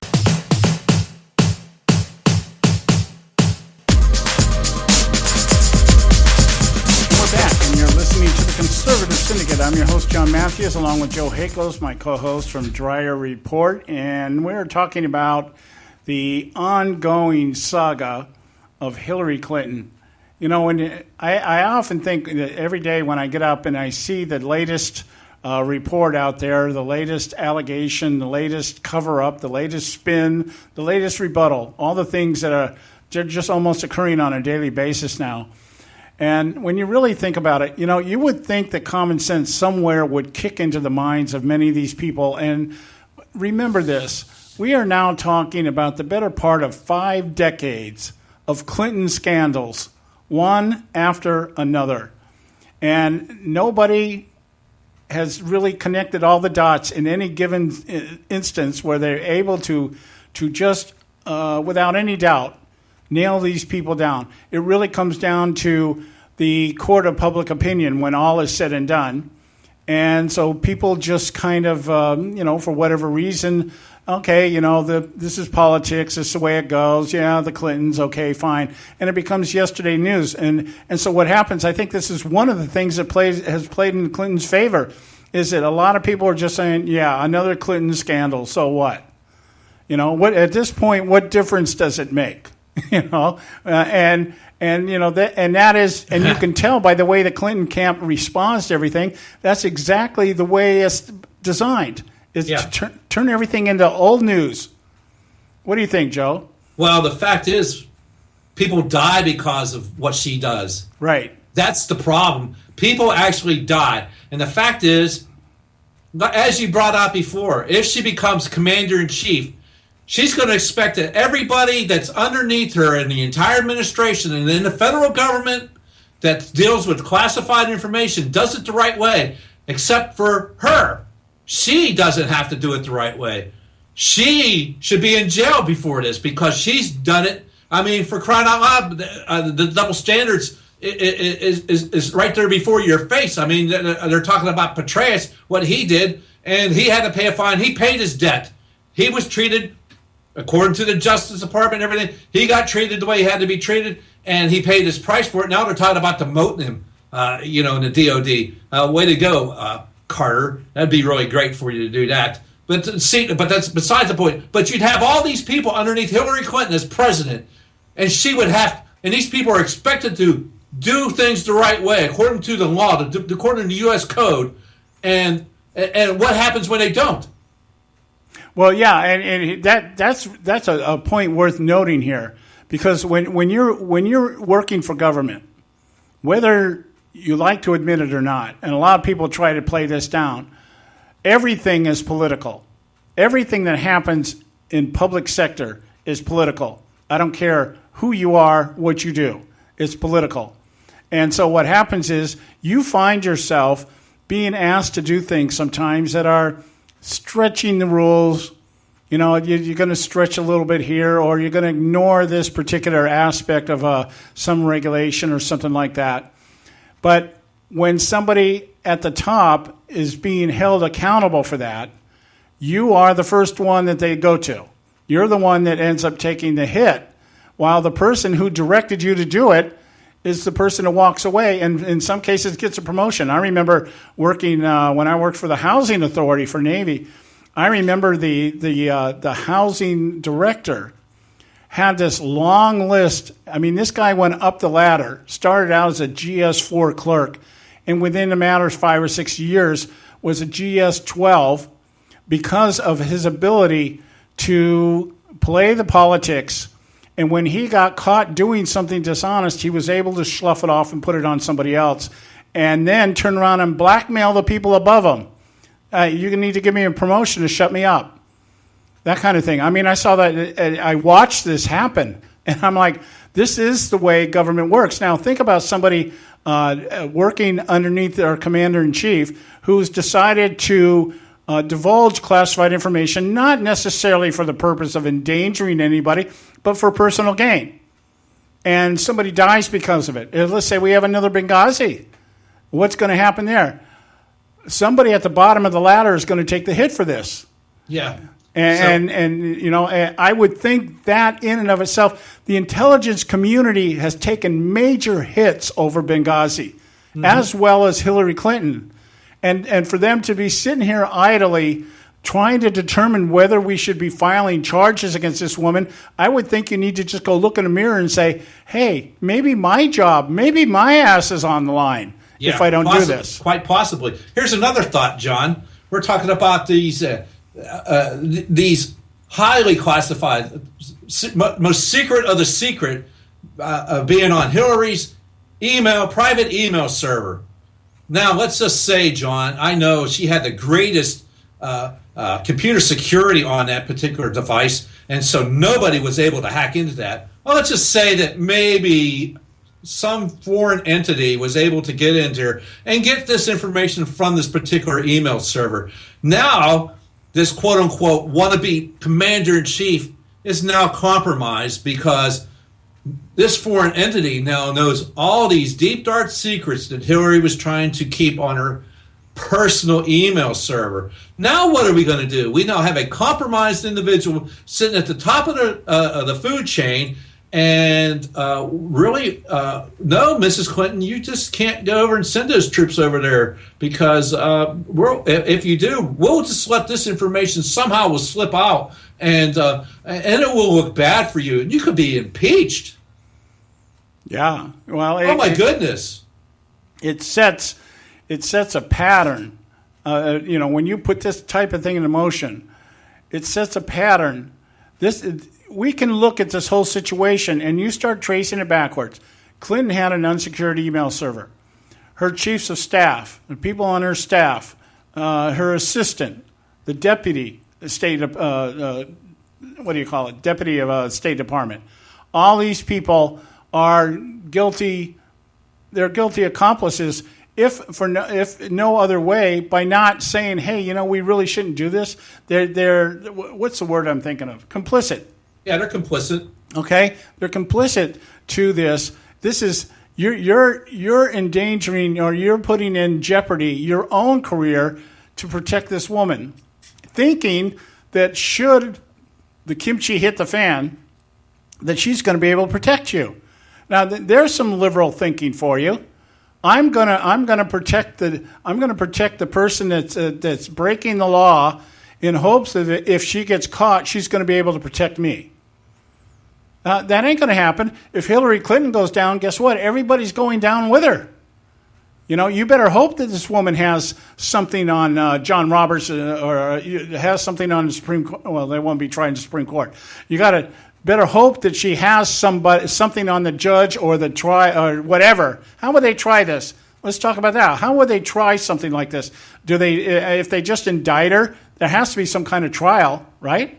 Well, there'll be a grand jury imposed. Okay, grand jury inquiry. There'll be a grand jury that says, should we proceed with an indictment? And then they would recommend the indictment to the Attorney General, who would then say, okay, then they would assign it to a court.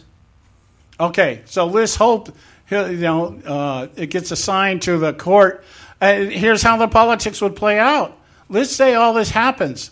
Let's say that somebody finally gets the balls to put this out in the open and say, okay, we need to indict this. Let's say that Loretta Lynch, in an attempt to preserve Obama's legacy, says, okay, we're going to press charges. We're going to put this in front of court. You know what the next thing would be? Now, let's find the court in which we could get the ruling that we want. Yeah, absolutely. Okay, and how do we do that? Let's put it in a court where we got some dirt on some of the people that are going to be handling this. That kind of thing. Because obviously, at this point, the whole system is corrupted enough that it's not going to make any difference. And in the end, who knows? I don't know. I keep thinking of The Godfather when I talk about this stuff. It's like the whole syndicate process. Yeah. Buying and selling. Remember the senator on The Godfather who didn't like Michael Corleone, so what they do, they set him up with a hooker. Yeah. And they killed the hooker. Mysteriously died. Yeah. People die around these people. The hooker dies, and the senator doesn't remember anything happening, but now he's in Corleone's pocket. That kind of thing. That's what we're dealing with. We got to go to break. When we come back, we'll continue. We'll tie the loose ends up here for the day. Stay with us right here at the Conservative Syndicate. Don't go. You can catch all our archives at theconservativesyndicate.net. The Conservative Syndicate. Real conservative talk from real conservatives. Prices are for base buildings only. May not be available in some areas.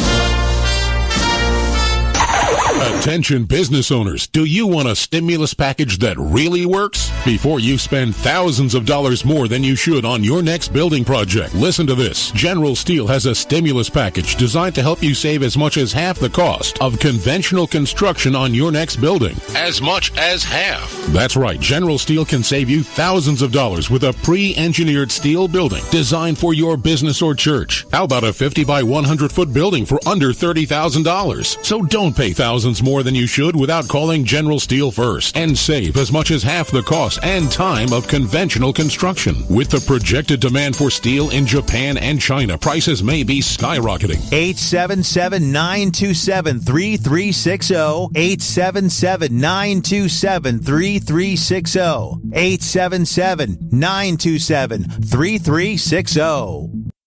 Hey folks, if you're like me, you don't place a whole lot of trust in today's media for the real truth and facts regarding the volatile world of finance and politics. When I want the real scoop on money, I go to the most trusted source I know, my good friend and colleague, Bob Cardoso. Bob is a noted expert with a PhD in international finance who airs his nationally known, globally syndicated show, Robert Cardoso Live, daily, Monday through Friday from 4 to 6 p.m. Pacific Time. With Bob, you'll get the right information at the right time from someone who knows his business and can help you make the right decision concerning yours. Again, Bob airs daily, Monday through Friday from 4 to 6 p.m. Pacific Time. Visit his website at robertcardosolive.com for information regarding stations and topics. That's robertcardosolive.com. Check Bob out. You'll be glad you did.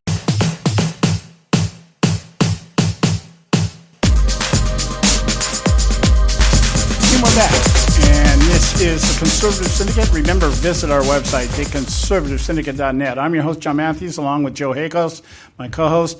And we're talking about the situation with Hillary's server, not only just the server being unsecured, but the information on it being classified at the top of the top levels, SAP. secured access. Is that what it was called? What was it called again? Secured special access program. Okay, but yeah, and what this could all mean in terms of whether or not something happens here. I mean, if this plays out, I think Ted Cruz is the one that said it in a debate last week that Hillary Clinton's, if she was elected, let's just go with this, that all this just kind of just doesn't have any effect on anything, and she gets elected, and her first 100 days is spent shuffling back and forth between court and the White House. It would be more than remarkable that the first act of Congress after Hillary Clinton is inaugurated is to impeach her. Well, I mean, John, for crying out loud, the information's compromised. Yeah, it's you know, and I know it. If it's unsecure like that, it's left out in the open, then that information is compromised. It's going to be considered compromised. It's going to be considered, hey, it's no good to us anymore. It's not fruitful, and we're going to have to consider it compromised because we can't act on it anymore. And so she is compromised then. And so I mean, there's one thing to be a slimy politician. There's a whole nother thing to be a criminal. Yeah, and when you really think about this is not rocket science. This just I'm getting in this mindset now that what we need to do when we talk about stuff like this is we start with the latest and we walk it back. Think about this. SAP classified information was compromised. Point number one. Point number two, SAP classified information is only seen by a very few number of people. Point number three, if the SAP classified information was compromised and only a very few people are supposed to see it, you don't have to look at a long list of suspects.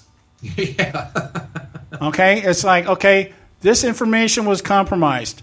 Did you do it? No, I didn't do it. Who was supposed to have access to it? Yeah, absolutely. There's your list of suspects, and it'd be 2 to 3 people. It'd be President Obama, it would be Hillary Clinton, and maybe the deputy secretary.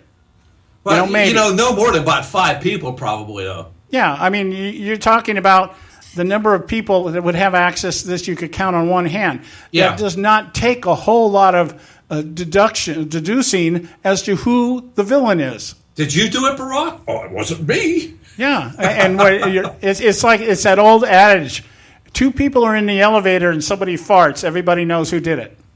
Yeah. Okay, so absolutely. you put these 3 to 5 people in a room, and you say, okay, which one of you did it? And it's going to be wasn't me. Wasn't me.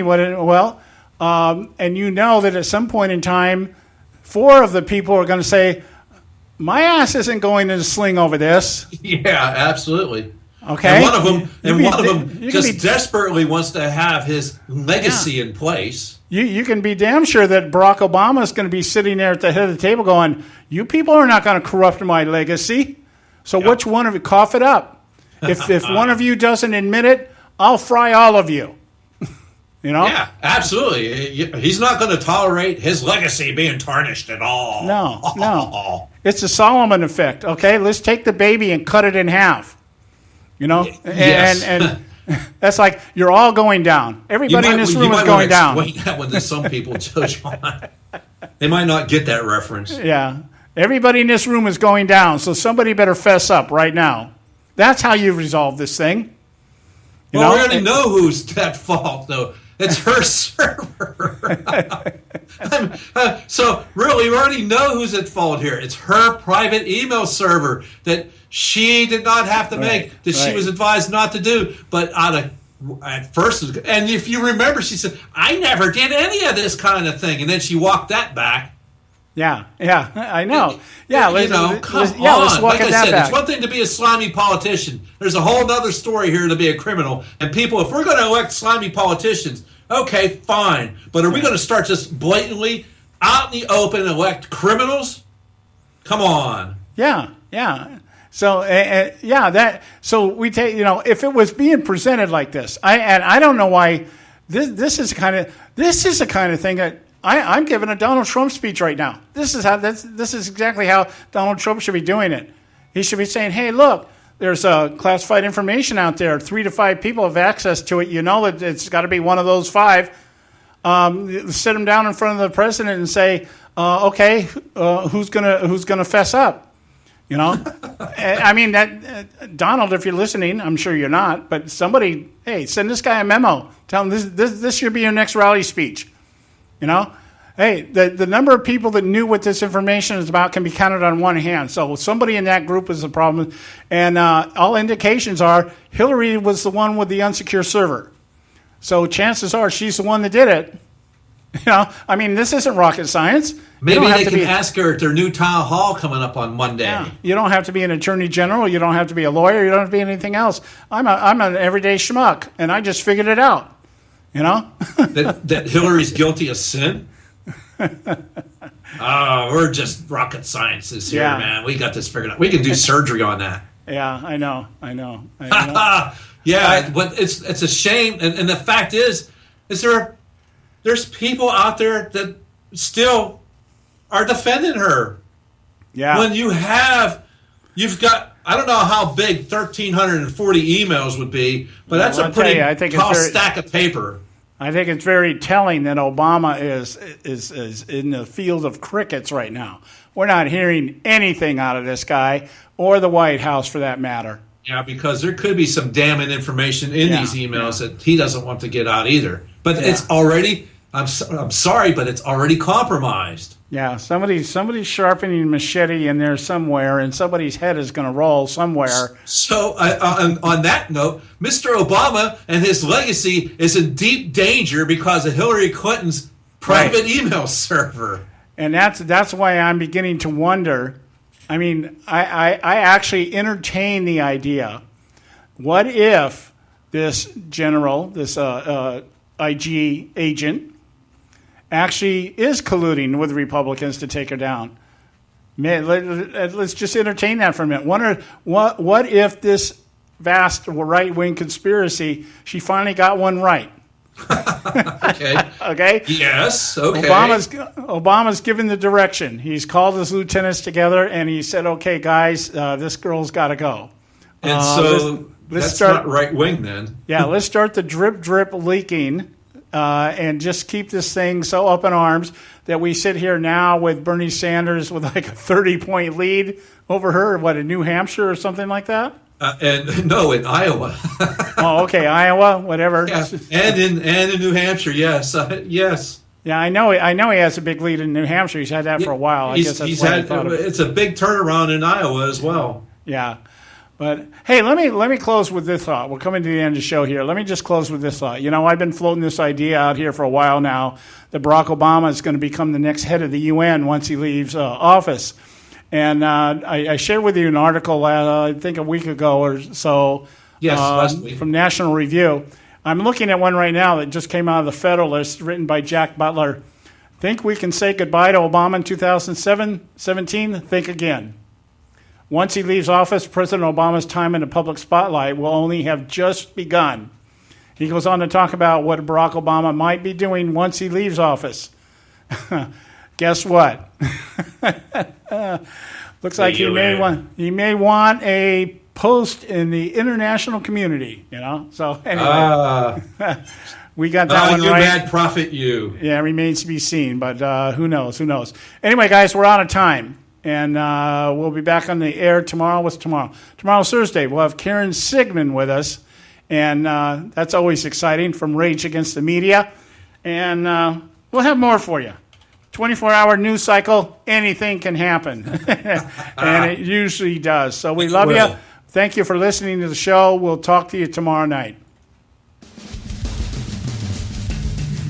Thanks for tuning in to this edition of the Conservative Syndicate, the globally syndicated, politically incorrect talk show that seeks to tear down the imaginary wall of separation between church and state. We want to make you aware you can find and access all of our show archives at our website, theconservativesyndicate.net. as well as our broadcast stations and times. That's the conservativesyndicate.net. We so appreciate you taking time to tune in, and we so look forward to continuing to bring you the best and uncompromised talk radio available on the net today. And remember, folks, it doesn't matter how many times you get knocked down in life. It only matters how many times you get up. I'm John Matthews, signing off until next time, right here on the Conservative Syndicate. God bless you, and may God continue to bless America.